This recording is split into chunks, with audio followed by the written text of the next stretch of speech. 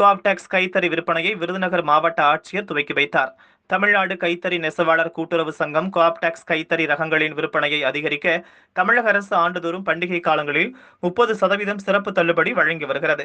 அந்த வகையில் எதிர்வரும் தீபாவளி பண்டிகையை முன்னிட்டு விருதுநகர் கோஆப்டெக்ஸில் பட்டு, பருத்தி, கைத்தறி ரகங்களுக்கு 30% சிறப்பு தள்ளுபடியை விருதுநகர் மாவட்ட ஆட்சியர் கண்ணன் தலைமையில் துவக்கி வைக்கப்பட்டது.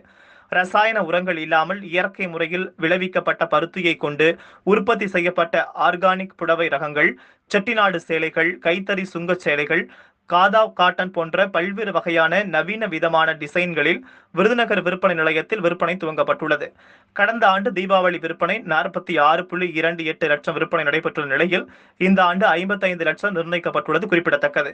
இந்நிகழ்வில் கோஆப்டெக்ஸ் மண்டல மேலாளர் நாகராஜன் உள்பட அரசு அதிகாரிகள் பலரும் கலந்து கொண்டார்கள்.